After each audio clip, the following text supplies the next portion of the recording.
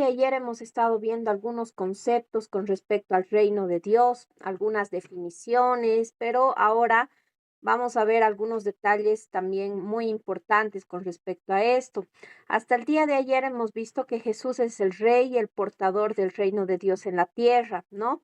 Su vida, su ministerio, su muerte, su resurrección justamente demostraron la manifestación del reino y su poder.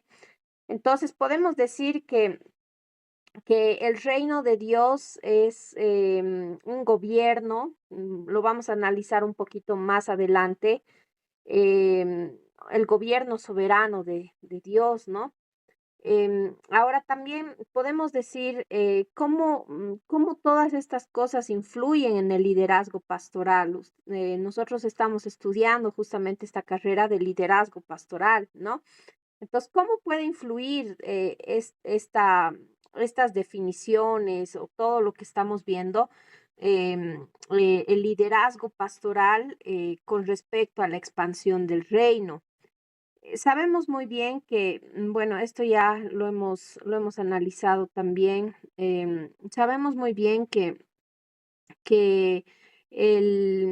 todo reino tiene súbditos, ¿no? Como líder y como líderes justamente debemos ejercer esta autoridad. Todo reino siempre va a tener esta parte de gobierno, ¿no? Un gobierno, una autoridad que el Señor ejerce y es justamente a través de cada uno de nosotros, ¿no? El liderazgo pastoral está directamente vinculado al reino de Dios. Un líder cristiano no solamente guía a otros, sino que es un embajador del reino en la tierra, llamado a reflejar la justicia, la gracia y el amor de Dios. Entonces, como bien lo entendemos, que hay que como cristianos debemos servir al rey, ¿no? Ya hemos entendido que el que gobierna, el que tiene la autoridad es Dios. Entonces, es bueno poder entender que todo reino tiene principios, tiene leyes y que cada persona tiene que obedecer, ¿no? Debe obedecer estas leyes, estos principios naturales. No son justamente los que rigen en lo celestial. Muchas veces nosotros nos ponemos a pensar no, pero es que las personas no siguen tal vez estas conductas o tal vez muchas veces incluso lo hemos pensado, lo hemos dicho, ¿verdad? Pero si todos lo hacen, entonces normal, o si todos tal vez están con esta moda, siguen todas estas cosas, ¿por qué yo no lo puedo hacer, no? Sí, yo también puedo hacerlo. Entonces, tenemos que entender que las leyes naturales no son las que rigen las espirituales. Entonces, em, estas cosas son totalmente diferentes, ¿no? Lo natural no es nada parecido a lo espiritual, a lo celestial. Entonces, por encima de lo natural está lo celestial, ¿no? Estas leyes, el gobierno de Dios, tenemos que entender que es mucho más grande de lo que tal vez nosotros podemos entender o imaginarnos. Por eso el Señor dice a través de su palabra, ¿no? Mis pensamientos no son vuestros pensamientos. Hemos estado estudiando los profetas mayores, ¿no? Donde dice, mis pensamientos no son vuestros pensamientos, ni mis caminos tus caminos. Entonces tenemos que entender justamente que todas estas leyes, estos parámetros que vamos a encontrar en la palabra del Señor, tal vez para las otras personas que no entienden justamente el reino de Dios y este gobierno que está reinando, va a parecer locura, ¿no? Porque dice la palabra de Dios también de que todas estas cosas son locura para los que no tienen a Cristo en su corazón. Entonces, obviamente para personas de afuera no van a entender los principios, las leyes, los parámetros de este gobierno, ¿no? Está muy por encima de esto como lo mencionaba el versículo, mis pensamientos no son vuestros pensamientos, ¿no? Entonces es por eso que todas estas señales, los milagros, prodigios, solo van a seguir a los que creen, ¿no? Y van a estar abiertos, o bueno, en realidad el poder que nos da el Señor, que lo vamos a ver un poquito más adelante, justamente nos los ha dado a aquellos que, bueno, estamos sirviendo en el reino de Dios, ¿no? Entonces, este reino no es de tinieblas. Ahora, hay tal vez algo mencionaba el día de ayer el pastor Marco Antonio, algo muy acertado, lo vamos a decir, ¿no? Que si bien existe un reino espiritual del bien, también existe obviamente un reino malo, ¿no? Entonces, por eso también en Efesios 6 justamente habla acerca de que hay, ¿no? Huestes espirituales de maldad en las regiones celestes, principados, potestades y todos ellos que están operando también, ¿no? En este mundo. Entonces, vamos a ir, por favor, a Colosenses 1:13. ¿Alguien lo puede leer, por favor? Colosenses 1:13.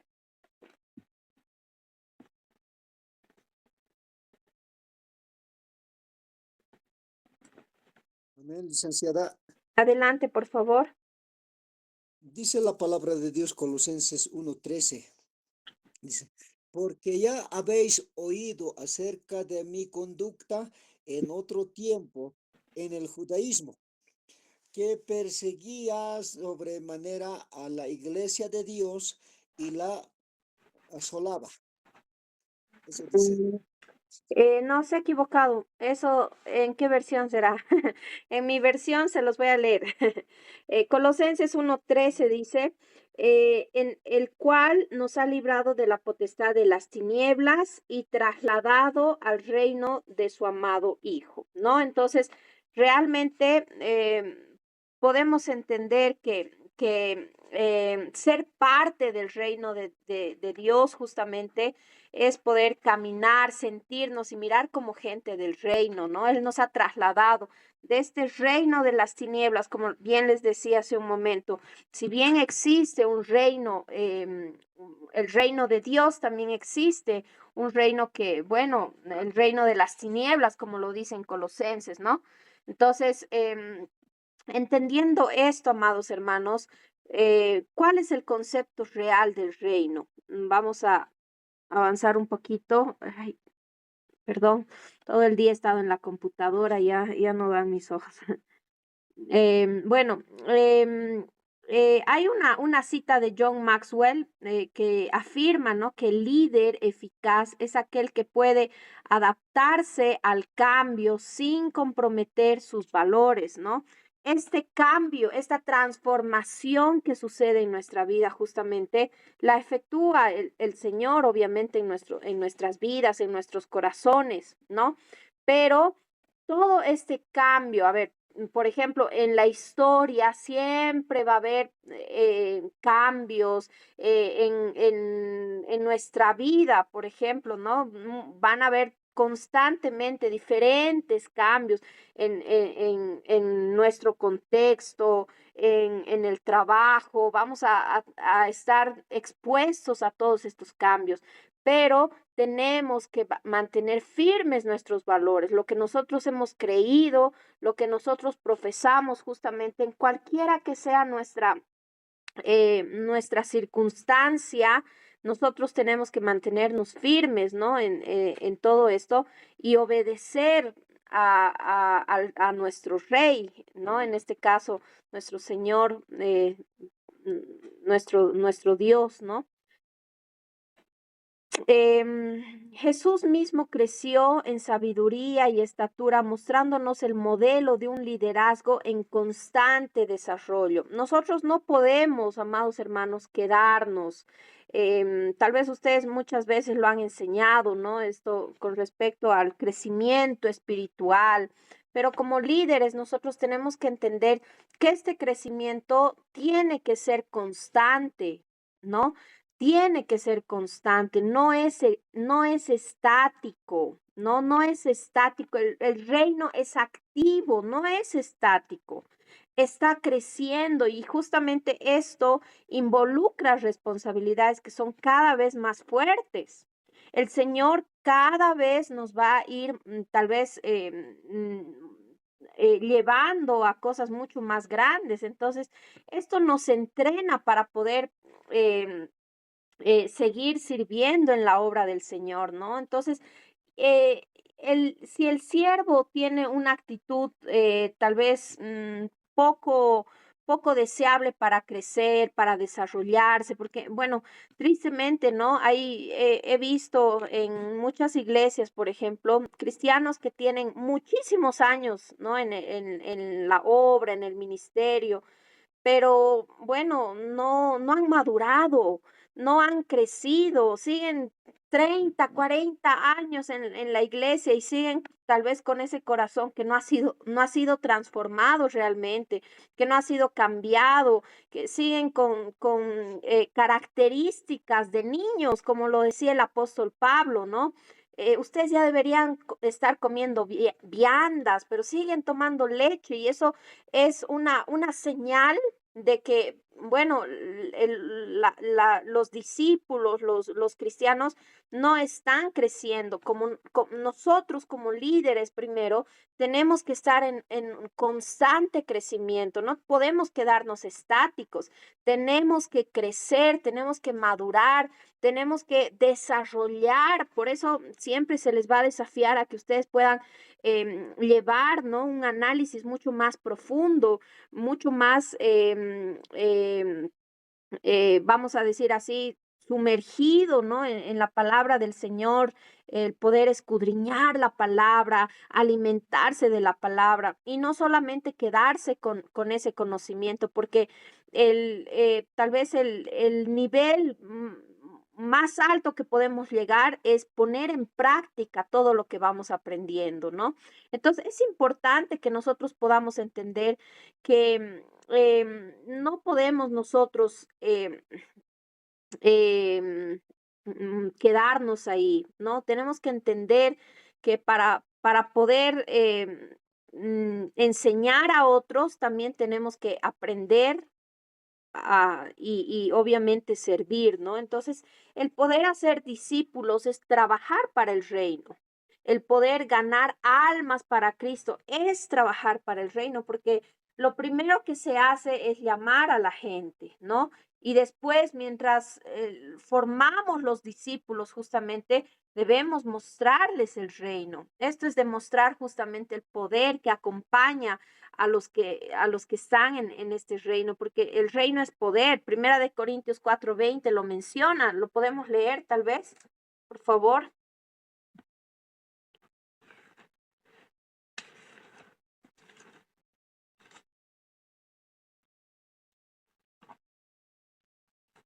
Primera de Corintios 4:20.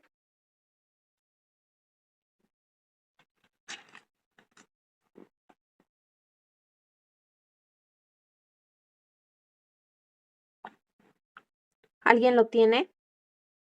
Amén, licenciada. Gracias. Primera de Corintios 4:20 dice, porque el reino de Dios no consiste en palabras, sino en poder. Ujú. Qué profundo, ¿no? El reino de Dios no consiste en palabras, no solamente es decir, sí, existe un reino, yo creo en Dios, yo soy cristiano, yo tengo una religión, yo hago esto. No consiste solo en palabras, sino consiste en poder en poder demostrar a otros que realmente tenemos un Cristo vivo y justamente esa es la gran diferencia que tenemos con personas que tal vez honran a ídolos, ¿no? Buscan tal vez esta adoración, vamos a decir así, superficial y que lo hemos visto también en el libro de Daniel, ¿no? Daniel le decía, le decía a Nabucodonosor, le decía, esos tus dioses son dioses de piedra, de yeso, de madera, de plata y cosas así, pero son dioses inaccesibles. En cambio, yo te presento a un Dios que tiene poder, que es poderoso, y eso es lo que nosotros vamos a poder mostrar, pero no solamente con palabras, sino con poder. Ahora, ¿cuál es este poder del que se habla? Hemos hablado un poquito acerca del reino. Ahora, ¿cuál es este poder del que se habla? Dios ha dado a su iglesia autoridad, ¿no? Para poder cumplir su misión justamente, porque no solamente es poder decir algo teórico, amados hermanos, ¿no? Em, es necesario que nosotros podamos apuntar a algo mucho más profundo, ¿no? Acerca del reino de Dios. Em, podemos decir que el poder que Dios nos ha dado es un poder especial que nosotros tenemos, ¿no? Bueno, hemos visto un poquito acerca del reino. Justamente lo que les he mencionado, esta palabra reino viene de Basileia. Les menciono esto porque por ahí va a entrar al examen, ¿no? Reino Basileia, que justamente el gobierno, la soberanía y el dominio de Dios sobre su creación y sobre su pueblo. Entonces, esto es importante que lo podamos tomar en cuenta. ¿Qué es el reino? El gobierno soberano de Dios. Ahora, el poder de Dios se manifiesta a través del Espíritu Santo y es otorgado a los creyentes para poder llevar el evangelio y ejercer el liderazgo efectivo en la iglesia, ¿no? Entonces, Jesús es el modelo, el mejor modelo que tenemos, ¿no? Acerca de la autoridad espiritual, porque hay que saber diferenciar entre poder y autoridad. ¿Será que hay alguna diferencia? A ver, ¿alguno de ustedes quiere participar con respecto a esto o es lo mismo, el poder y la autoridad? ¿Qué creen, amados hermanos? ¿El poder y la autoridad son lo mismo?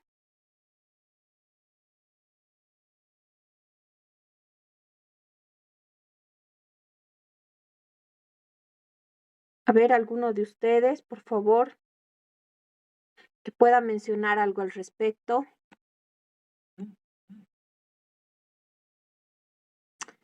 Pastor José, buenas noches. Muy buenas noches. Qué gusto volverles a ver. Paz de Dios sobre sus vidas. Qué bonito hablar sobre poder y autoridad. Quiero partir de lo que es necesario, ¿no? Desde el punto de vista etimológico. ¿Qué es la autoridad? Esta autoridad viene a representar como, a ver, desde un significado académico de diccionario, vamos a decir así. La autoridad es aquel carácter o aquella representación que una persona ejerce por mérito, por empleo o en algunos casos por nacimiento. En el caso de los gobernadores reyes, por ejemplo, uno que nos ha visitado hace semanas atrás, este tipo de personas ya tienen una autoridad desde nacimiento, ¿no? El mérito serían nuestros presidentes, quienes gozan de una autoridad. Ellos pueden pasarse hasta en rojo, no hay ningún conflicto. Em, y el empleo es porque el mismo hecho de que hay alguna persona que puede ejercer este tipo de carácter o acción frente a alguna situación que le compete, ¿no? En otras palabras, podríamos decir que es la potestad o aquella facultad que cada pueblo en relación a la sociedad puede establecer en su constitución para que se rija o se gobierne. Y Dios ha sido muy sabio en este sentido. Ha dado una constitución en relación al ejercicio de la gobernabilidad y del empleo de su pueblo, ¿no? En este sentido, esta autoridad hace que se rija a través del dictamen de leyes, ya haciéndolas en conocimiento, administrando, viendo el término de la justicia y como tal. Alguien en leyes nos puede sacar mucho más luces al respecto, ¿no? ¿Qué más es la autoridad? Es esa investidura. No sé si se han dado cuenta cuando a un gobierno, a un presidente, a un vicepresidente se le elige, se le da autoridad. ¿En qué sentido? Se le colocan símbolos, se les reviste, vamos a decir, de un símbolo que le da el poder.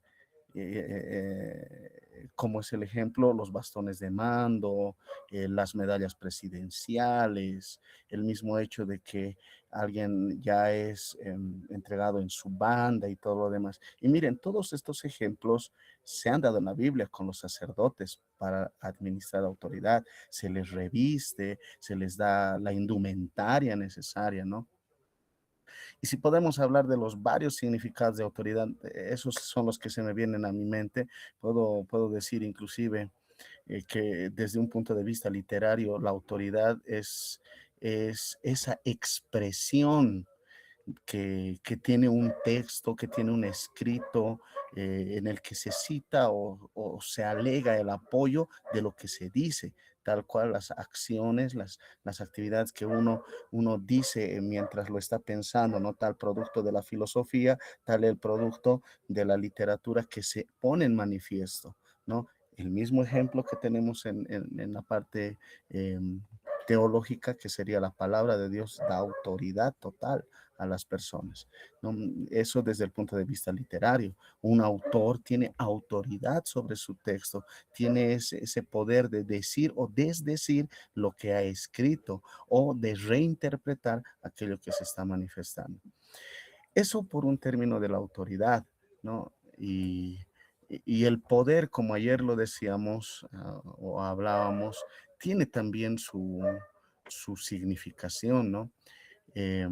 Ahora, poder ha llegado a nosotros como vocabulario desde el punto de vista etimológico, desde el latín, que prácticamente su origen vendría a ser del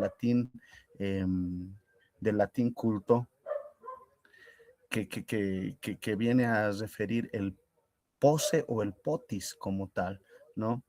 En otras palabras, el poder de, de su vasto elemento de polisemia, podemos decir que el poder es aquella capacidad o aquella facultad de ejecutar una acción, ¿no?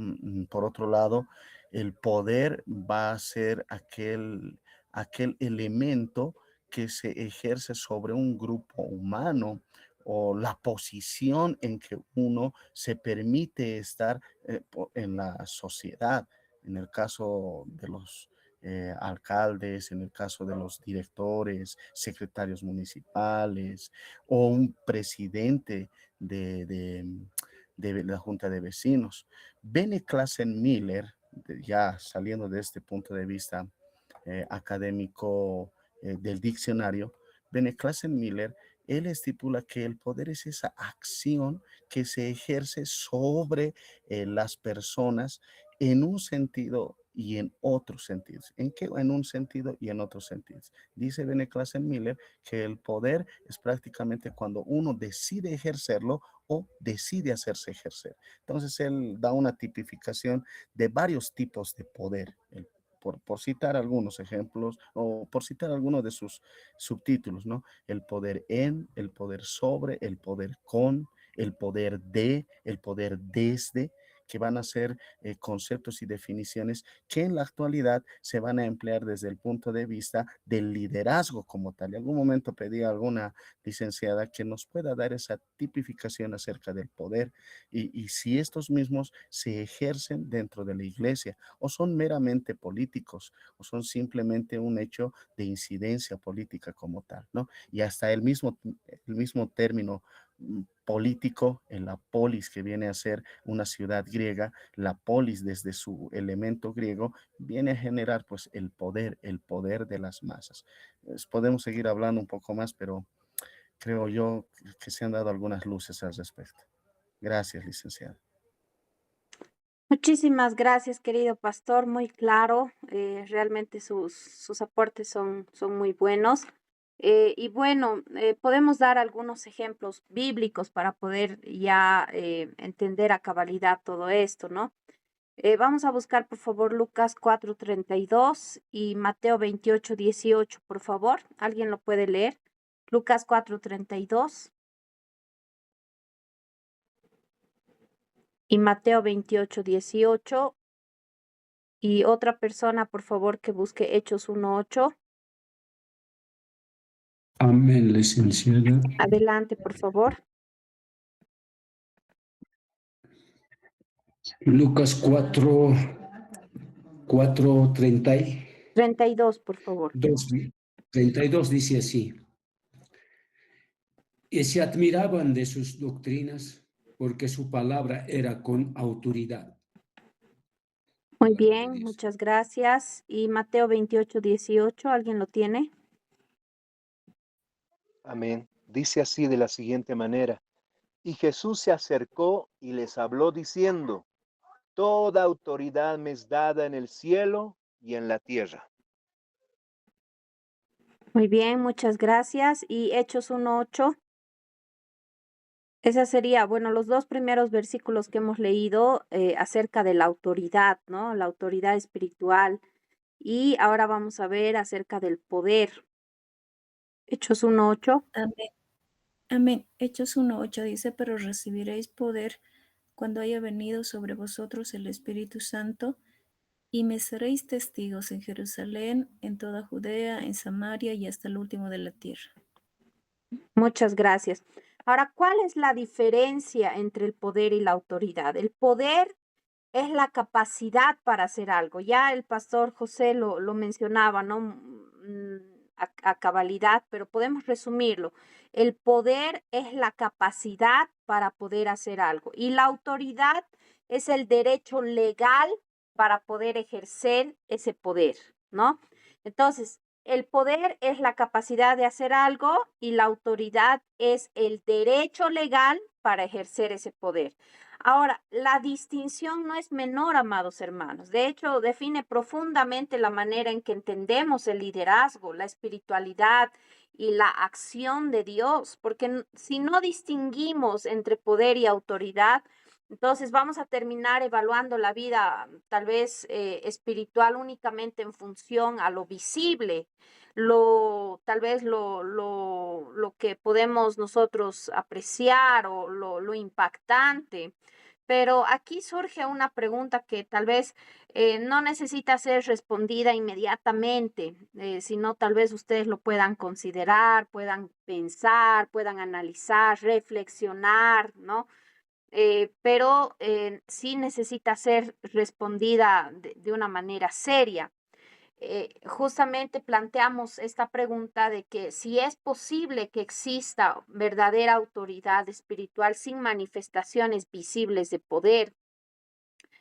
Tal vez ustedes inmediatamente quieran responder o tal vez se pongan a analizar con respecto a esto, pero es importante ver la vida de Jesús, todo lo que él hizo en su ministerio terrenal y podemos entender que sí es posible, ¿no? Sí es posible que exista una verdadera autoridad espiritual sin manifestaciones visibles de poder. Por ejemplo, si hay tal vez un momento en el cual Jesús ejerció su autoridad, justamente vemos, ¿no? En la cruz del Calvario, no siempre en los milagros o en cosas así que se vieron, sino en la cruz del Calvario, y tal vez una perspectiva observable que podemos decir que la cruz no parece un lugar de poder, sino tal vez de debilidad, ¿no? Pero esto nos obliga a poder reconsiderar profundamente nuestras categorías y tal vez el problema no es que falte poder en la iglesia, sino que no siempre sabemos discernir qué tipo de poder estamos buscando. Y justamente en este punto es importante poder reconocer que a lo largo de la historia de la iglesia han surgido diferentes interpretaciones con respecto al poder, ¿no? En el reino. Algunas corrientes justamente han enfatizado fuertemente en la dimensión sobrenatural, ¿no? Entendiendo que el poder principalmente se demuestra en los milagros, en las sanidades, manifestaciones visibles. Otras tal vez han puesto el énfasis en la transformación ética, en la capacidad del evangelio, em, en la justicia, en la santidad, en la renovación del carácter, ¿no? Ahora bien, si tal vez al avanzar hacia el concepto de gloria, encontramos un fenómeno también similar, ¿no? En muchos contextos contemporáneos vemos que la gloria de Dios ha sido asociada casi exclusivamente con experiencias intensas, como momentos de adoración profunda, la gloria manifestada de Dios, ¿no? Manifestaciones visibles, sensaciones espirituales fuertes. Y aunque sería correcto tal vez mencionar esto, bueno, sería en este caso incorrecto negar que la Biblia presenta experiencias de este tipo, sanidades, milagros, prodigios, todas estas cosas, lo vemos, ¿no? Y lo vamos a analizar mucho más a fondo un poco más adelante. Pero sería también igualmente incorrecto reducir esa gloria únicamente a esa dimensión, ¿no? Porque en la escritura justamente la palabra gloria em, podemos definirla con esta palabra doxa, ¿no? Doxa. Ahorita vamos a ver, doxa, que justamente significa esplendor, belleza y manifestación visible de la majestad de Dios, ¿no? Entonces tiene tal vez un significado mucho más amplio. La gloria es en primer lugar la manifestación del ser de Dios, no solamente lo que Dios hace, eso es lo que tenemos que entender, sino quién es Dios revelándose, ¿no? A través de su gloria. Ahora, esto implica que la gloria no siempre se manifiesta de manera espectacular, a veces se manifiesta en la santidad, a veces se manifiesta en la justicia, a veces se manifiesta en la fidelidad en medio del sufrimiento, como lo hemos visto. Y esto nos lleva tal vez a una reflexión necesaria, ¿no? Con respecto a esto, especialmente en contextos en los que nosotros estamos trabajando, ¿no? En liderazgo, un contexto pastoral que nosotros estamos sumergidos. La pregunta es, ¿será que hemos aprendido a reconocer la gloria de Dios solamente cuando es evidente, cuando podemos ver milagros, prodigios, algunas cosas así? O también cuando es silenciosa, cuando aún en el silencio vemos la gloria de Dios.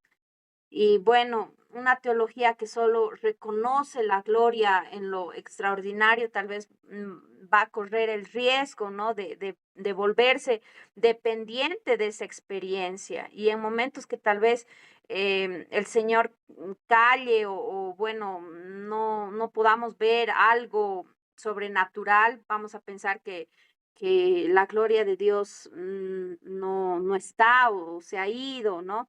Y bueno, esto parece ser de que incluso hemos preguntado, ¿no? Nos hemos preguntado en momentos así, ¿será que el Señor me ha dejado, estoy solo, estoy sola?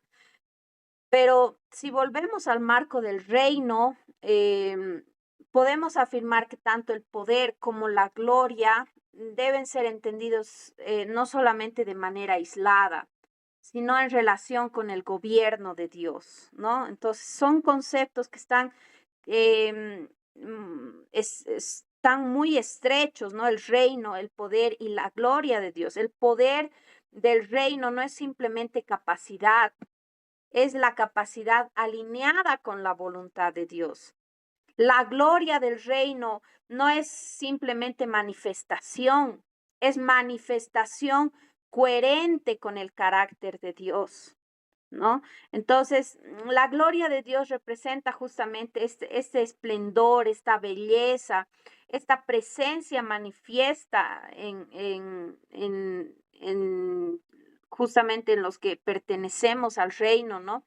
Y en la Biblia la gloria de Dios es visible en su creación, en su santidad, en la obra redentora de Jesucristo. Em, Podemos ver tal vez algunos ejemplos bíblicos con respecto a esto. En Éxodo 33, del 18 al 22, alguien lo puede leer. Y otra persona, por favor, Mateo 17, del 1 al 5. Éxodo 33, los versículos del 18 al 22.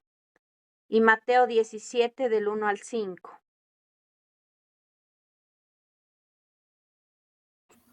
Amén. Éxodo 33 dice la palabra. Entonces dijo, te ruego que me muestres tu gloria.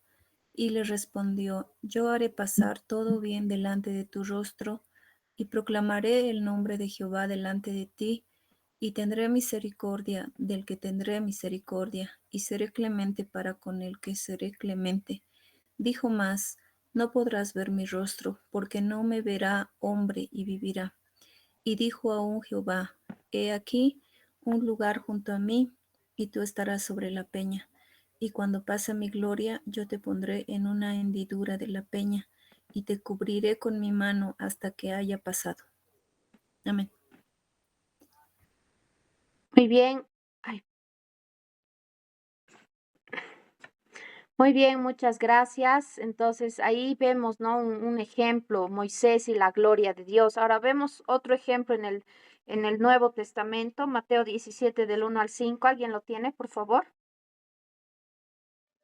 Amén. Dice así de la Sí, siguiente buenas noches, manera. Eliseo.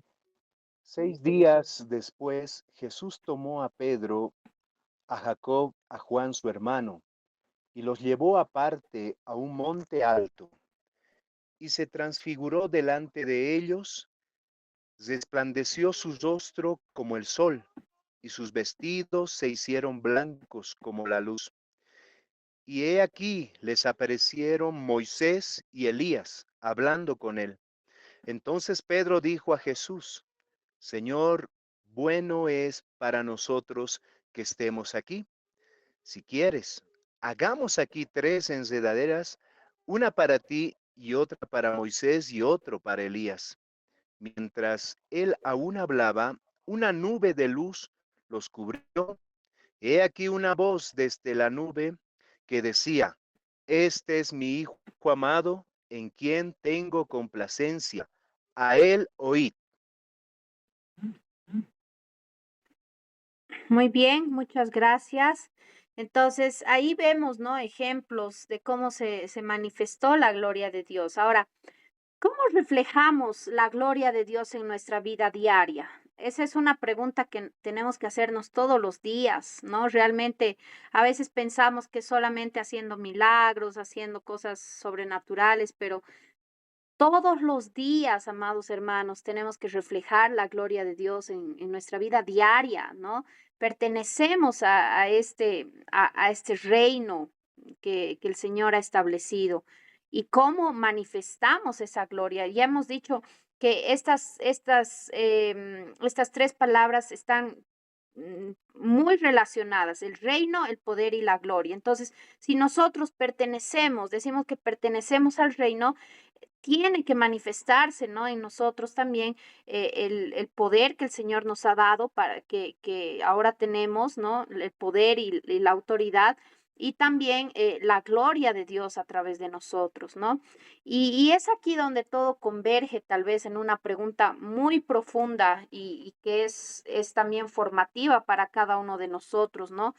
¿Cómo discernimos en la práctica? Ministerialmente estamos hablando, ¿no? ¿Cómo discernimos en la práctica ministerial si lo que estamos promoviendo refleja justamente el reino o simplemente nuestras propias experiencias espirituales? ¿Cómo realmente nosotros podemos, ¿no? promover todo esto. Y bueno, tal vez en última instancia el problema no es solamente teológico, es formativo. Estamos formando líderes que no solamente deben creer correctamente, sino también discernir correctamente, ¿no? Y ese discernimiento no nace únicamente de la experiencia, ni únicamente del conocimiento. Este discernimiento justamente nace de la integración de ambos bajo una comprensión sólida del reino de Dios, ¿no? Entonces es necesario que nosotros podamos hacernos estas preguntas de manera personal, ¿no? Si realmente nosotros estamos sometidos a este reino y estamos obedeciendo bajo la autoridad de Dios, estamos obedeciendo y mostrando la gloria de Dios a todas, a todas las personas, ¿no? Como ya les decía, todo reino hay súbditos, en todo reino hay soldados y nosotros tenemos que estar, ¿no? Dentro de esto para poder también trabajar para el reino de Dios. Si no, no sé lo que estamos haciendo. Y bueno, entonces podemos mencionar esto con respecto a- al reino, al poder y la gloria. Preguntarnos, ¿no? En este tiempo, cómo realmente podemos trabajar de manera eficiente para el reino de Dios. Muy importante, amados hermanos. Ahora, ¿cuál es el contexto histórico y la relación con el reino de Dios? Tal vez ustedes dirán, bueno, ¿qué tiene que ver esto tal vez em, con el, no sé, con la vida de Cristo, que, no sé, no entiendo tal vez la conexión de la materia. Pero nosotros tenemos que entender algo muy importante, que, bueno, ya lo hemos dicho, que el reino, el poder y la gloria están muy relacionados con nuestro ministerio, ¿no? Nuestro liderazgo. Tenemos que entender que si nosotros prácticamente pertenecemos a este reino, estamos bajo el dominio y la autoridad de Cristo, ¿no?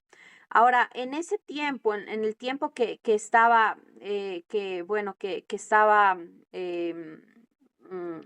en su ministerio público, en la tierra, estaba Jesús, habían diferentes poderes que dominaban, ¿no? Ya también hemos estudiado un poquito con respecto a esto en la anterior materia, pero no quiero pasar a este punto sin tal vez dar un poquito el contexto, que ya prácticamente hemos estado viendo en la anterior materia con respecto a la destrucción del templo, ¿no? Hemos visto de que hubo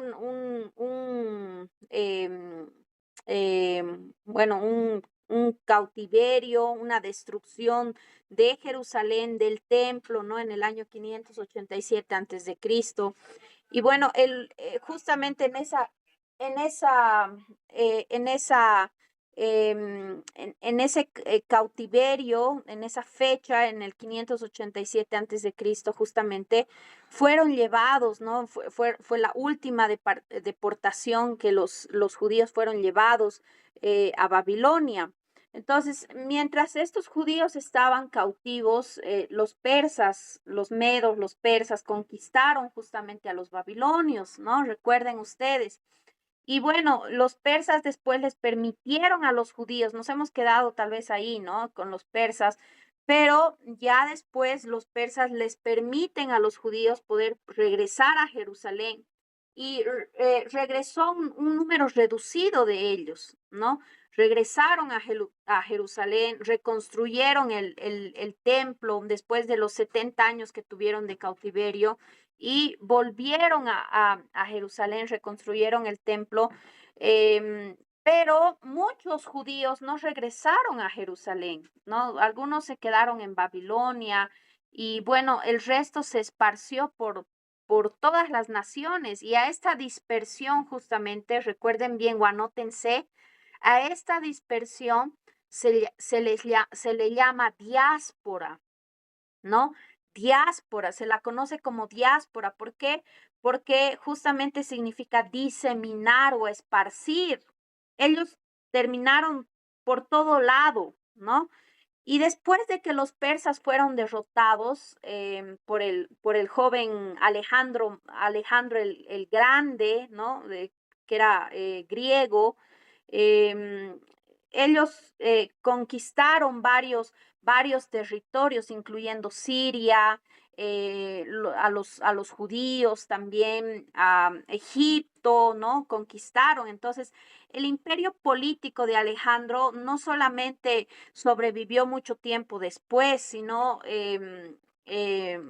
bueno, a pesar de que él murió muy joven, murió a los 33 años, pero después de eso continuó muy fuertemente esta cultura griega, ¿no? Esta cultura griega justamente introdujo una influencia duradera en los judíos y bueno, en todo el mundo antiguo. Ya para el tiempo que el Imperio Romano, cuando en los tiempos de Jesús estaba gobernando, había una fuerte influencia con respecto a la cultura griega, ¿no?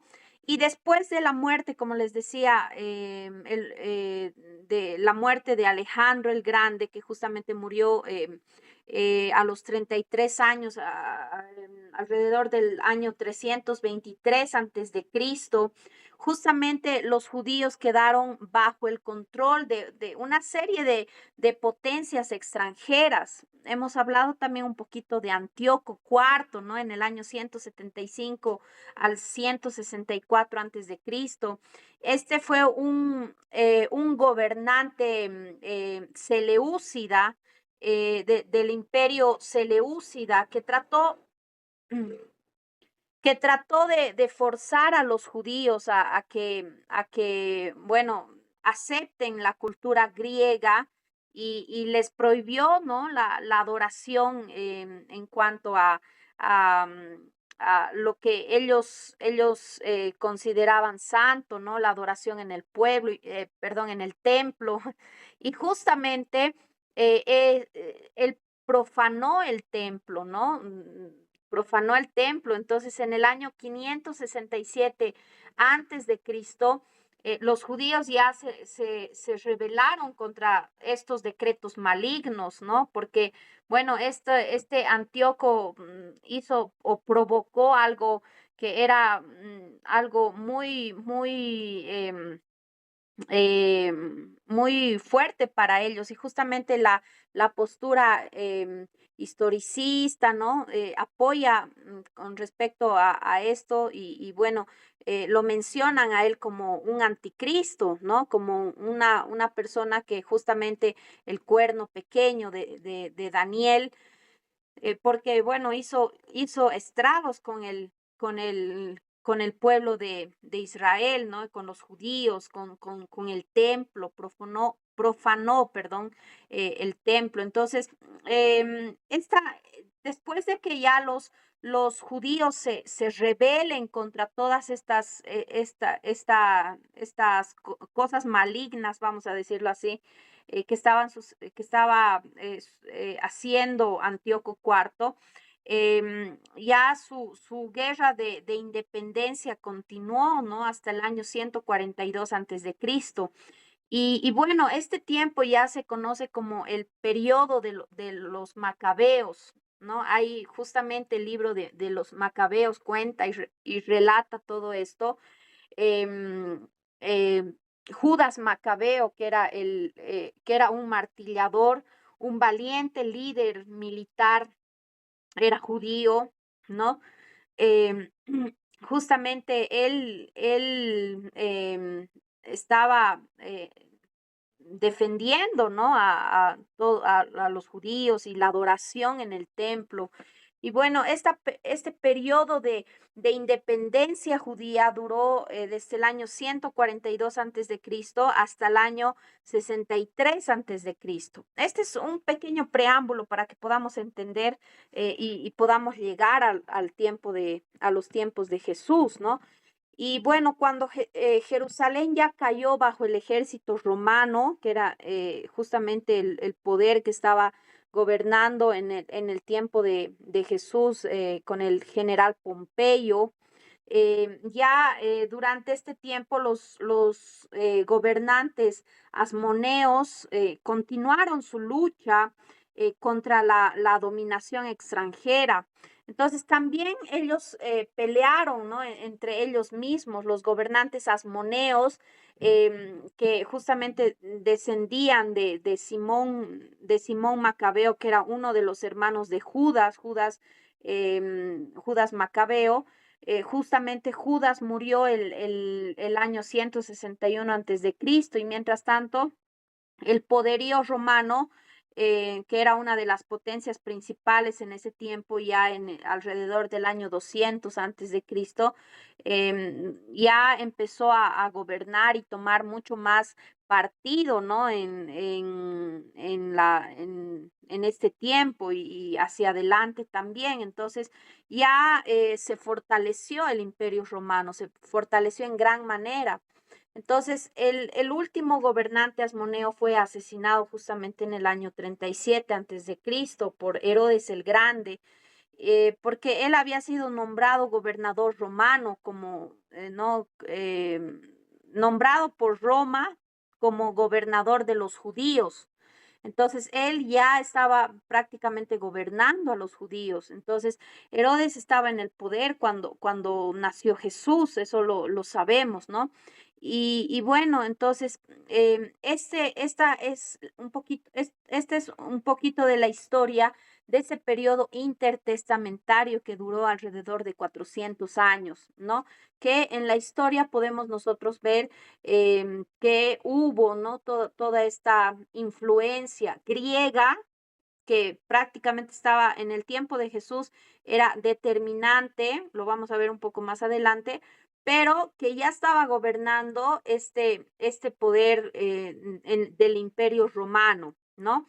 Entonces, podemos ver que en el mundo al que Jesús vino, justamente habían tres influencias muy importantes. Ya cuando Jesús nació, habían estas influencias que eran muy marcadas, ¿no? En cuanto a la cultura, la política y la religión. Tres cosas que eran influyentes en ese tiempo. El poderío de los romanos, que era la política prácticamente, la cultura griega o helenística, que también se le llama, y la religión judía, ¿no?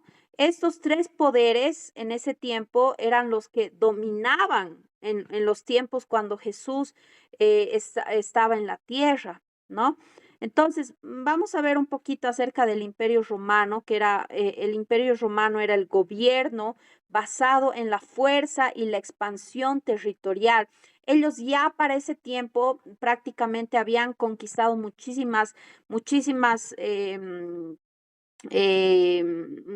territorio, ¿no? Cada vez estaban expandiendo mucho más. Entonces ya para ese entonces los romanos era un imperio muy poderoso, ¿no? Para ese tiempo. Entonces, podemos leer por favor estos versículos, Lucas 2:1 y Primera de Pedro 2:17.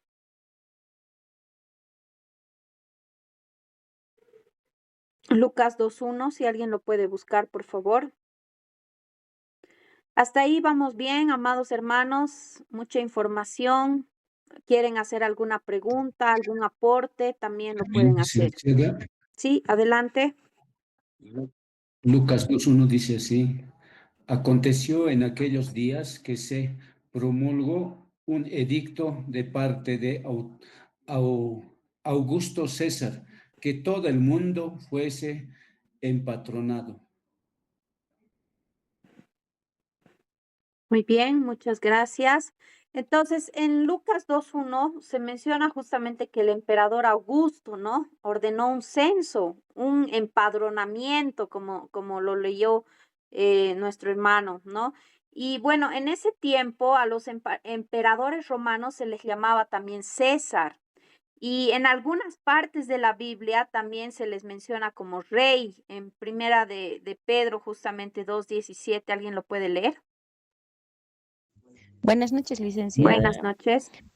y buenas noches, compañeros. Así dice la palabra de Dios. Honrad a todos, amad a los hermanos, temed a Dios, honrad al rey. Palabra de Dios. Muy bien, muchas gracias. Entonces, el Imperio Romano era muy grande, ¿no? Y bueno, se extendía desde el oeste. A ver, creo que aquí tengo el mapita, justamente aquí. Miren cuán grande había sido la expansión del Imperio Romano, ¿no? Las provincias imperiales, como ahí está, provincias imperiales, justamente todo lo que está de verde, que había sido tomado, ¿no? Por el imperio romano, se habían extendido, ¿no? Desde el oeste del mar Mediterráneo hasta el río Éufrates, ¿no? Era bastante grande ya para este tiempo. Y bueno, para gobernar mejor, para tener un control tal vez mucho más minucioso, más eficaz, lo vamos a decir así, los romanos justamente dividieron su territorio en provincias. ¿Se acuerdan ustedes que también Nabucodonosor hizo eso, ¿no? Puso gobernantes, ¿no? De diferentes provincias. Justamente uno de esos gobernantes era Sedequías, Gedalías, ¿no? Vemos ahí también algunos gobernantes. Entonces, lo mismo hizo el Imperio Romano, dividieron su territorio en provincias y bueno, algunas de estas provincias aparecen en el Nuevo Testamento como Macedonia, Acaya, Siria, Galacia, ¿no? Que eran estas, justamente estas provincias que habían estado divididas, pero bajo el gobierno del Imperio Romano, ¿no? Entonces, los romanos impusieron un gobierno muy fuerte que trajo estabilidad a todo el imperio. Ellos tenían, ¿no? Vamos a decir, la paz, ¿no? Y bueno, construyeron carreteras seguras y fuertes y puentes, perdón, puentes sólidos que conectaban todo el imperio romano, ¿no? Si tal vez alguna vez han escuchado, todos los caminos llevan a Roma o conducen a Roma, era literal, ¿no? Todo se podía ir de un lado a otro porque habían construido todas estas carreteras, estos puentes, ¿no? Que les permitían viajar por todo el imperio romano. Entonces, para ellos, esa era su fortaleza, ¿no? El apóstol Pablo, por ejemplo, apeló a su ciudadanía romana, ¿no? En varias ocasiones para poder evitar problemas, porque justamente había esta paz romana, ¿no? Que evitaba guerras entre todas estas provincias.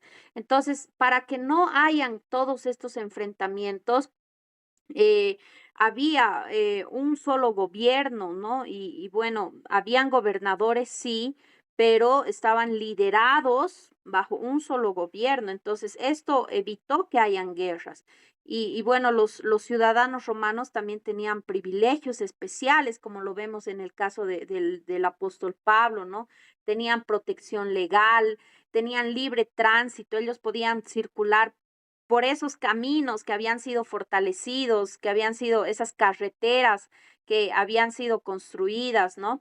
Y bueno, tenían esta libertad, ¿no? Entonces, los romanos también fueron grandes constructores, ¿no? Ellos tenían una arquitectura muy fortalecida. Justamente aquí tengo, tengo un cuadrito, bueno, una cosita que mi hermanito justamente viajó a Roma y esto, ¿no?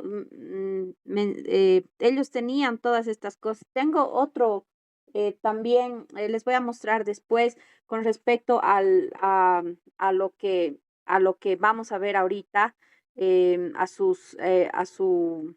al circo romano, ¿no? Ellos tenían una vamos a decir, una arquitectura muy significativa, ¿no? Eran grandes constructores, construyeron todas estas carreteras, puentes, y bueno,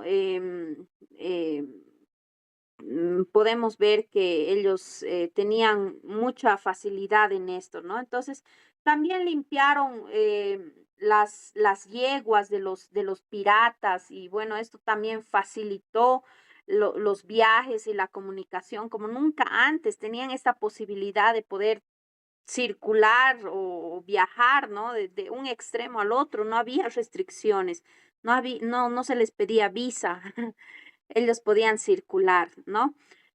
Em, y bueno, la cultura romana, ya hemos visto el gobierno del Imperio Romano, ahora la cultura romana estaba bueno, era la influencia, ellos tenían la influencia en la educación y la filosofía, influenciaban, ¿no? En la educación y la filosofía, aunque los romanos, evidentemente, los romanos eran los gobernadores, vamos a decir, del mundo en ese tiempo, ¿no? En el tiempo del Nuevo Testamento, porque eran los máximos, los máximos, bueno, el imperio más fortalecido, pero la cultura y el idioma eran griegos, ¿no? Seguían siendo los más influyentes con respecto a esto. La cultura griega era influyente con el idioma y la cultura, ¿no? Y bueno, esto se debía también a la conquista de Alejandro Magno, ¿no? Y bueno, también él quiso unificar todas las naciones bajo un mismo idioma y quiso también unificar bajo una forma de vida, ¿no? Entonces, gracias a él también el griego se convirtió en el idioma común en la cultura griega, ¿no? También llamada, como ya les decía, helenista. Entonces, esto se extendió por muchas regiones. Entonces, podemos ver que no solamente habían carreteras fortalecidas por todo el imperio, sino que también el idioma, ¿no? Había influenciado mucho con respecto a esto. Y bueno, no solamente los romanos tenían una arquitectura fortalecida, sino también la cultura griega, ¿no? Su arquitectura era bastante influyente en el imperio griego, la educación, la forma de pensar. Entonces, la gente adquirió su curiosidad por temas como Dios, el universo, la moral, ¿no? Porque estos filósofos justamente habían dejado, ¿no? Tal vez esa curiosidad para que muchos puedan aprender. Entonces, el griego no solamente era el idioma de los gobernantes, sino el de los esclavos, en el comercio se hablaba este griego, ¿no? Por eso el Antiguo Testamento justamente se escribió en griego. No solamente se refería a los nacidos en Grecia, esto tomen en cuenta también, griegos no solamente, o helenistas, no solamente eran los nacidos en Grecia, sino a cualquiera que hable el idioma, ¿no? Ya se lo tomaba también, ¿no? Entonces, cuando los romanos tomaron el poder, usaron el griego para poder comunicarse en sus territorios. Entonces, esto influenció, ¿no? Muchísimo para que esto también, el evangelio después se pueda expandir, ¿no? Incluso los jóvenes romanos iban a estudiar a academias en Grecia y después con el tiempo también el griego se usó tanto en Roma que llegó a ser ya un idioma ideal, ¿no? Para poder expresar el mensaje cristiano. Entonces, gracias a todo esto, a las carreteras, a la movilidad de los romanos y al idioma universal, lo vamos a decir así, de los griegos, los apóstoles pudieron predicar sin necesidad de traductores, tal vez no sé, de un difícil acceso para poder llevar el evangelio, ¿no? Sino todos los libros del Nuevo Testamento fueron escritos en griego. Hay partes que fueron escritas también en arameo, ¿no? Sí, las hay, pero prácticamente fue escrito, ¿no? En griego. Entonces, cuando Jesús vino con el mensaje de Dios, había un idioma, ¿no? En el que podía ser, en el que se podía comunicar prácticamente toda la región, ¿no? Y podía ser eh, llevado el evangelio a muchos otros lugares.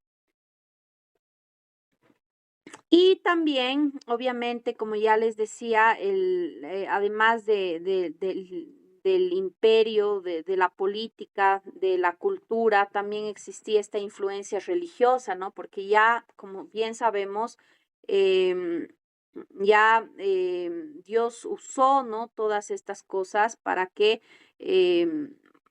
se pueda proliferar el evangelio, ¿no? Entonces, ya hemos visto también el periodo intertestamentario, estos 400 años de silencio prácticamente, que entre el Antiguo y el Nuevo Testamento, que marcó la formación de grupos religiosos influyentes, ¿no?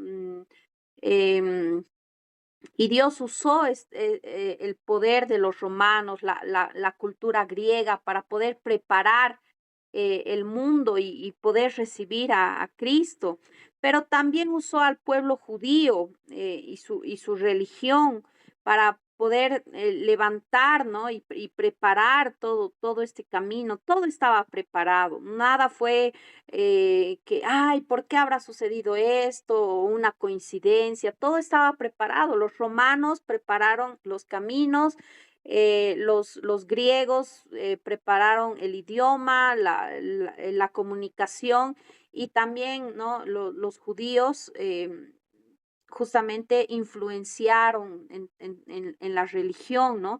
A los judíos se les dio las profecías sobre el Mesías y bueno, todas estas profecías las podemos encontrar justamente en el Antiguo Testamento. Y ya con el tiempo, estas enseñanzas se extendieron a muchas partes del mundo y bueno, debido a, vamos a decir, a tres eventos importantes, como ya les mencionaba anteriormente en este periodo intertestamentario, que estuvieron en Babilonia, ¿no? Estuvieron, y muchos se dispersaron. ¿Qué se llama a estas personas?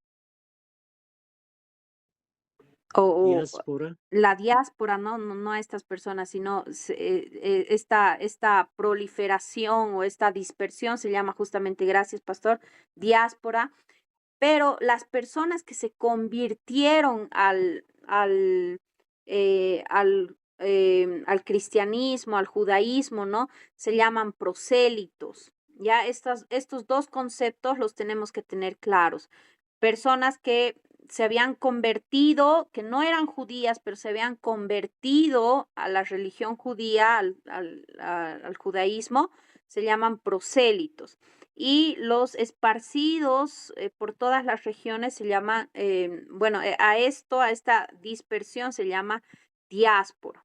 Ahora, en esta diáspora sucedió que durante el exilio justamente los judíos no podían adorar en el templo porque no tenían templo, había sido destruido su templo, ¿no?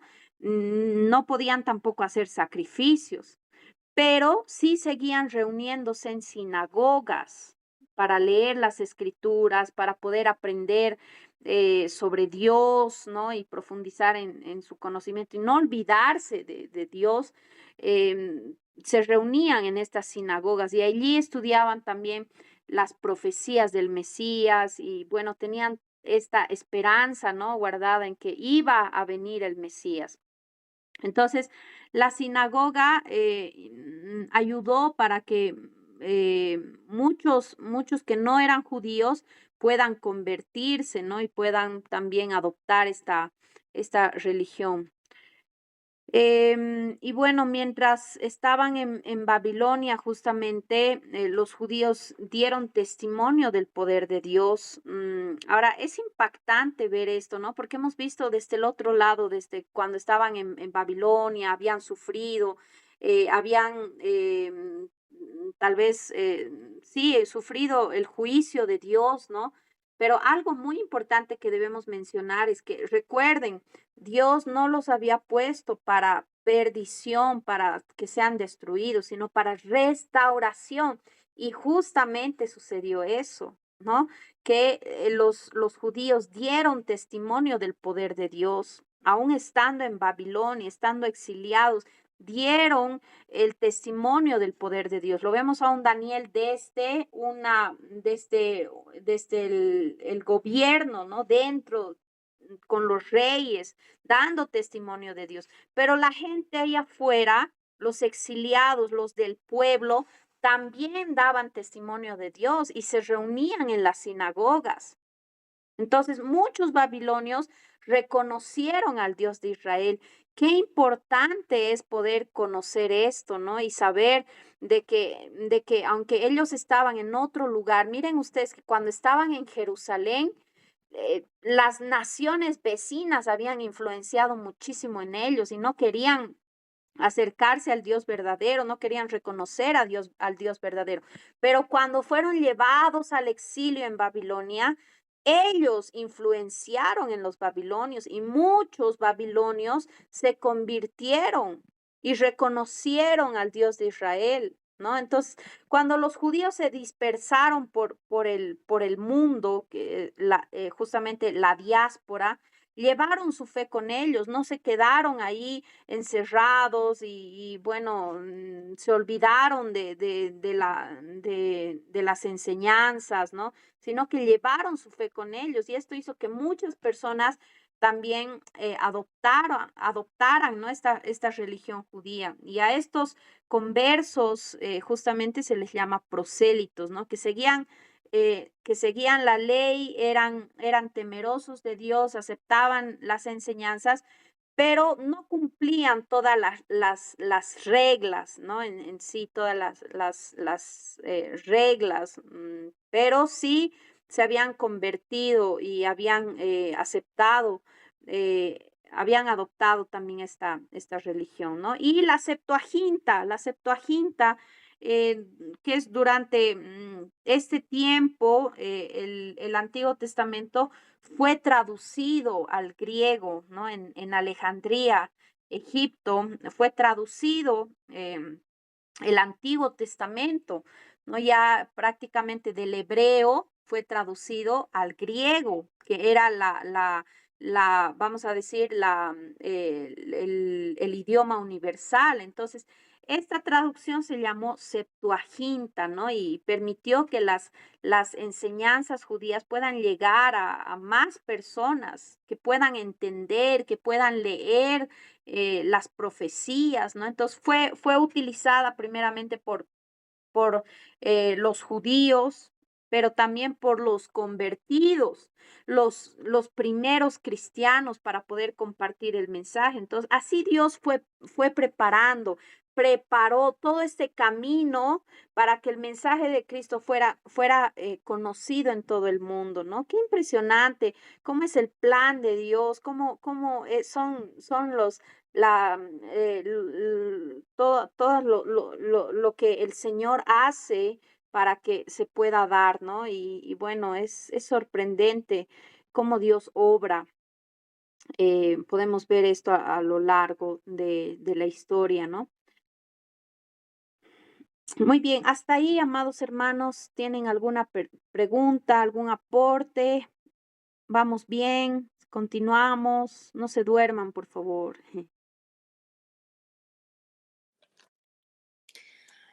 Sí, licenciada, un comentario nada más. Bueno, es sorprendente ver todo esto desde que usted, bueno, nos dijo en la anterior materia cómo el Señor usó a Babilonia en realidad. Primero Babilonia tomó Jerusalén, lo llevó al exilio, o sea, todo eso Tal vez para un conocedor, digo, para uno que no conoce muy bien o no estudia muy bien la Biblia y solo escucha, pero ¿cómo permitió Dios esto? Si era su pueblo, si era aquel que él decía que ustedes serán mi pueblo, ¿cómo puede hacer eso? Pero no, o sea, dentro de todo esto, me sorprende, o sea, y me encanta descubrir cómo Dios usa todo eso dentro de sus planes para un fin, para un propósito. Y esto de expansión en realidad, porque vemos si no hubiera sucedido el exilio, todos felices y contentos, tal vez algunos fieles, algunos infieles en Jerusalén. Pero como ocurrió el exilio, salieron forzosamente y ahí lo que usted acaba de mencionar, se crearon, bueno, Babilonia permitió la creación, digamos, permitió que hubieran sinagogas donde los mismos judíos se pudieran reunir. Y ahí ellos mismos influenciaron a los babilonios. O sea, esto realmente es tan maravilloso descubrir el amor, la misericordia de Dios, porque sí, el pueblo de Israel es el pueblo de Dios, pero también estaba viendo por otro lado aquellos gentiles, tal vez, ¿no? Podríamos decirlo, que estaban dentro de sus planes y cuántos de ellos habrán hecho cosas maravillosas o habrán llevado el Evangelio una vez descubierto la palabra, ¿no?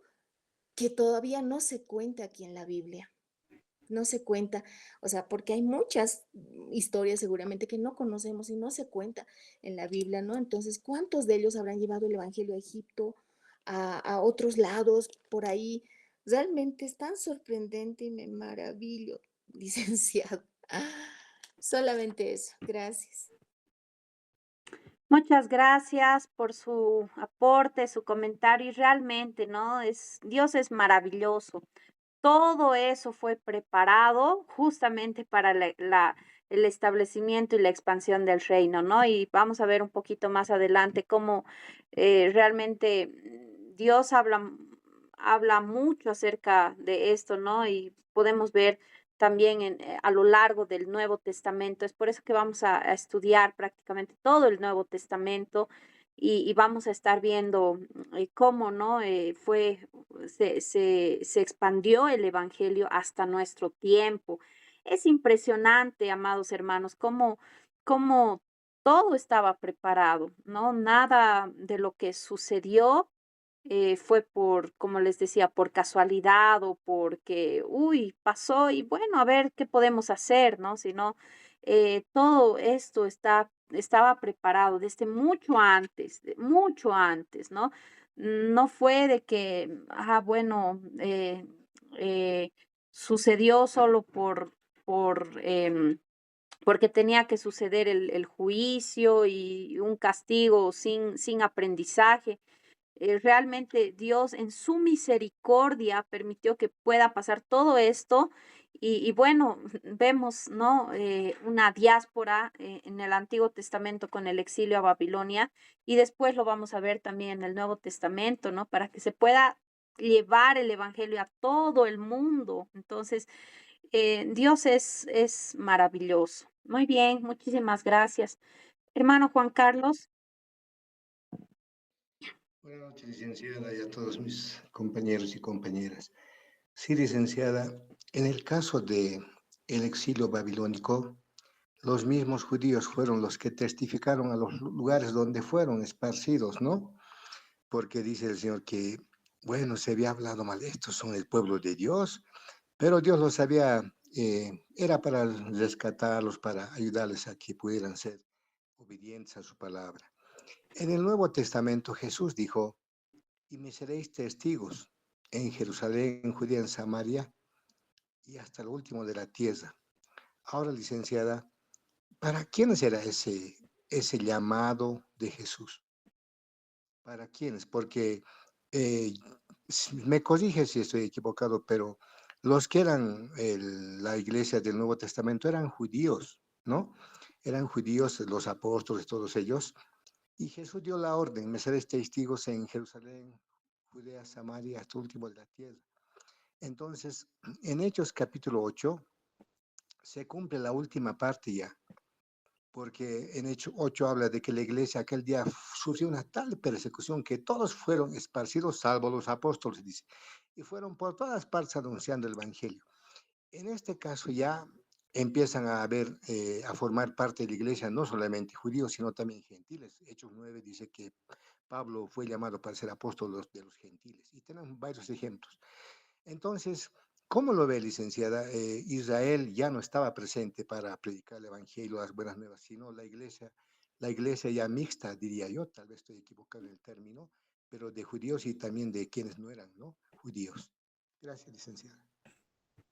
Totalmente. Eso vamos a estar estudiando, como les decía, ¿no? Justamente el libro de Hechos, vamos a estudiar primero los evangelios, el libro de Hechos, y ahí vamos a ver tal vez mucho más a fondo justamente lo que usted está mencionando, pero evidentemente era para que, y toda esta preparación que estamos viendo era justamente para poder llevar el evangelio hasta lo último de la tierra, ¿no? Entonces, Dios estaba preparando todo, vamos a decir, la antesala para que el evangelio pueda ser esparcido para todos, ¿no? Gentiles, bueno, judíos ya prácticamente, como les mencionaba, ¿no? Ya habían tenido toda esta preparación también, pero ahora también ya se quería, ¿no? Alcanzar a los gentiles, a todos los que tal vez no habían,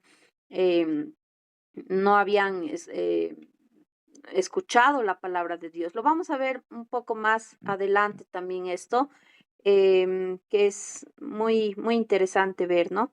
Ver cómo el Señor permitió que todos puedan escuchar, ¿no?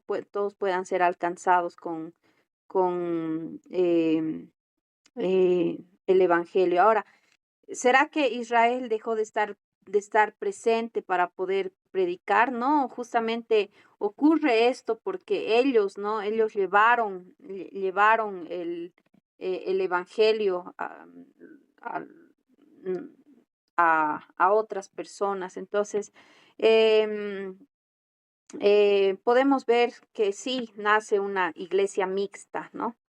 Lo vamos a ver más adelante. Muy bien, ¿algún comentario más? Si no, continuamos. Muy bien, entonces, en ese tiempo estamos primero abordando toda todo el camino, el panorama, el contexto histórico, político, social, cultural, ¿no? En el tiempo de Jesús, justamente para después ya abordar los temas, ¿no? Bueno, los libros del Nuevo Testamento, pero cómo estaba organizado todo culturalmente, religiosamente, políticamente, justamente en los tiempos de Jesús, justamente habían grupos religiosos y políticos, ¿no? Habían dos partidos principales dentro del judaísmo. Estos eran los fariseos y los saduceos. Los fariseos se consi- los fariseos se consideraban a sí mismos como el verdadero Israel de Dios. Ellos creían ser justamente los únicos, ¿no? Y su nombre justamente significaba separados. Y bueno, ellos seguían estrictamente la ley, las tradiciones de los ancianos, y bueno, ellos también aceptaban los escritos proféticos, ¿no? Los escribas eran los que les ayudaban a interpretar la ley y poder aplicarla. Ellos sí creían en la existencia de ángeles, de espíritus, creían también en la resurrección de los muertos, ¿no? Y bueno, practicaban también la oración, em, el ayuno ritual sagrado, ¿no? Daban diezmo de todas sus posesiones, de todo, ¿no? De todo. no trabajaban ni permitían que otros trabajen en sábado o en día de reposo. Eran muy influyentes entre la gente. La gente los respetaba mucho, ¿no? Como hombres santos. Y bueno, ellos ganaron muchos adeptos no judíos para que también siguieran sus creencias. Antes de la conversión de Pablo, él era fariseo, ¿no? Y se menciona en la Biblia, él era fariseo. Y bueno, tanto los escribas como los fariseos estaban muy activos en las sinagogas, ¿no? Em, Ahora el siguiente grupo eran los saduceos. A diferencia de los fariseos, los saduceos solo aceptaban la ley como autoridad. Ellos rechazaban las tradiciones de los ancianos, no creían en ángeles, en espíritus, ni en la resurrección de los muertos, tampoco ellos no lo aceptaban, ¿no? Estaban más influenciados por la cultura helenista y bueno, estaban interesados en el sacerdocio, en el templo, en el poder político también. Y bueno, casi todos los saduceos eran sacerdotes.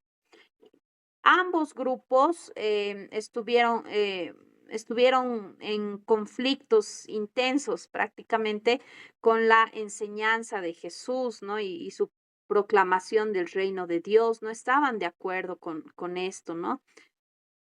Y bueno, aunque tal vez los romanos eran buenos administradores, pero muchos judíos estaban resentidos por su dominio, especialmente por el tema de los impuestos, ¿no? Ellos, sabemos, ya lo hemos dicho, de que ellos habían hecho grandes caminos, había paz, la pax romana, no se olviden ese término, ¿no? La pax romana, justamente, que era la paz, ¿no? Existía paz dentro de todo el imperio romano, pero ellos no estaban de acuerdo con los impuestos, ¿no? Y esto generaba una atmósfera de rebelión, de inquietud, de, de molestia, ¿no? Que ellos tenían con respecto a esto. Pero, sin embargo, el gobierno romano, o bueno, estaban bajo el gobierno romano, y ellos tenían cierta autonomía, ¿no? En asuntos políticos, religiosos, a través de un concilio que se llamaba Sanedrín, em, que era, bueno, un concilio de 70 miembros religiosos, ¿no? Que prácticamente los saduceos y los fariseos conformaban, ¿no? Este Sanedrín. Y bueno, el sumo sacerdote encabezaba este concilio y sus miembros provenían mayormente del sacerdocio, de familias ricas, eran influyentes. Incluían, como les decía, algunos fariseos, pero más que todo estaban dominados por los saduceos. Em, y bueno, en el tiempo de Jesús existía un templo que era justamente el templo de Herodes, y durante el ministerio de Jesús podemos encontrar, ¿no? Varias citas o referencias dentro del templo. Este templo reemplaza al de Salomón, que fue destruido el año 587 antes de Cristo, como ya lo hemos mencionado en varias oportunidades, y fue reconstruido en tiempos de Esdras, de Nehemías, Zorobabel, ¿no? Que reconstruyeron el templo, pero fue profanado por Antíoco IV y bueno, luego también fue purificado por Judas Macabeo y después fue destruido parcialmente y reconstruido por Herodes. aproximadamente el año 20 antes de Cristo, ¿no? Las características de este templo era que, como ustedes ven, tenía varias puertas, ¿no? Tenía varias puertas y una pared interna, justamente, que impedía el acceso de los no judíos. También había un pesado velo que separaba el lugar santo del lugar santísimo, en esta parte. Em, no se podía acceder, obviamente, al lugar santísimo, ¿no? Y bueno, un grupo de sacerdotes que justamente era dirigido por el sumo sacerdote, realizaban las ceremonias en el templo. Y algo tal vez interesante de mencionar era que todo varón israelita debía pagar un impuesto anual, ¿no? Para su mantenimiento del templo, porque como ustedes ven, el templo era majestuoso y bueno, necesitaba también mantenimiento, pero también para los sueldos de los sacerdotes. Y esto equivalía a 2 días de sueldo. Entonces, todo varón israelita debía dar, ¿no? Este aporte para poder mantener el templo. Entonces, todo este contexto religioso, político, social, influyó en el ministerio de Jesús y en la propagación del evangelio, ¿no? Los judíos, incluso los de la diáspora, consideraban a Jerusalén como su capital y bueno, ellos perdón, peregrinaban, perdón, peregrinaban a Jerusalén, ¿no? Para poder celebrar las fiestas religiosas. Y bueno, las más importantes para ese tiempo eran la fiesta bueno, la Pascua y Pentecostés, ¿no? Que eran celebradas. La Pascua recordaba la liberación de Egipto y bueno, era celebrada el 14 de Nisan.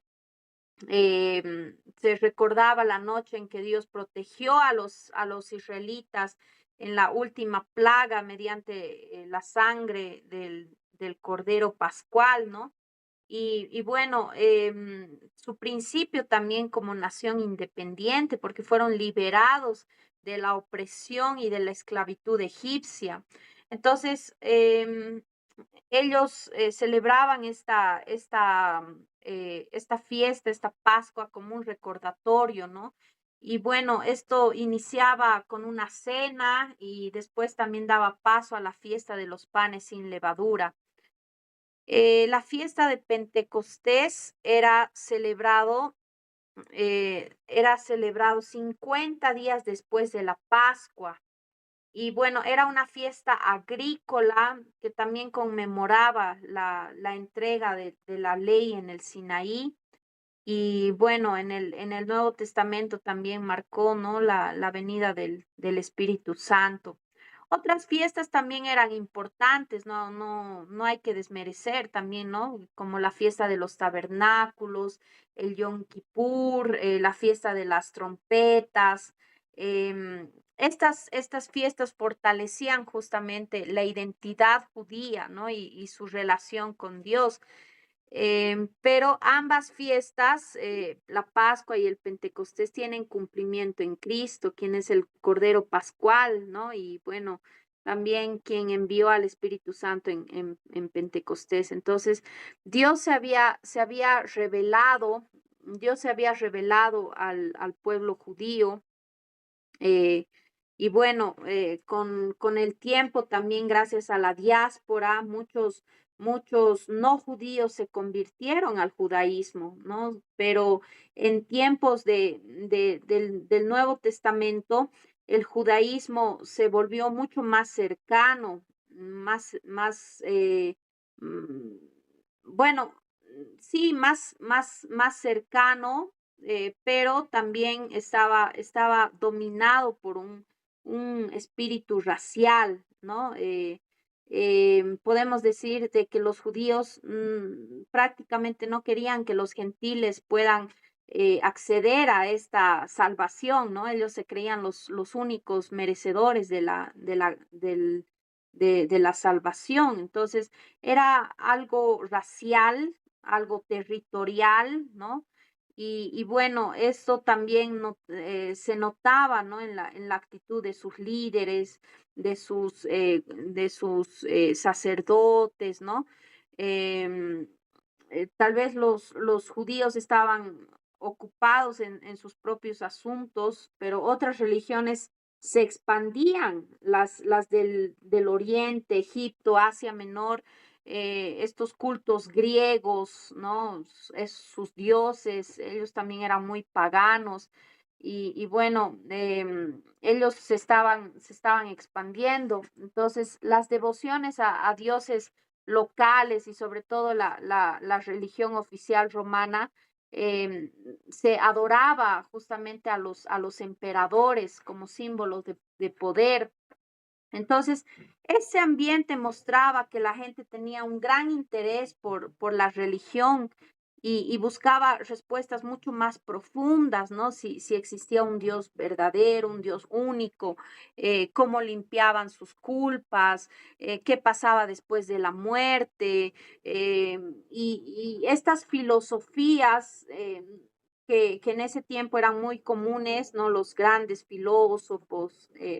Pero ellos no ofrecían una solución satisfactoria. Entonces, muchos vivían en este vacío espiritual, tenían o vivían en esta desesperanza, corrupción, ¿no? Y fue en este contexto que apareció Jesucristo y trajo la luz del Evangelio, la esperanza a los corazones necesitados, ¿no? Y bueno, en todo este contexto, en toda esta en todo este proceso, justamente ya se trajo el mensaje, las buenas nuevas, ¿no? El mensaje de esperanza y de salvación. Muy bien, amados hermanos, no vamos a entrar a la estructura del Nuevo Testamento, lo vamos a realizar el día de mañana. Ahí quedamos. No sé si tienen algún aporte, algún comentario con respecto a esto.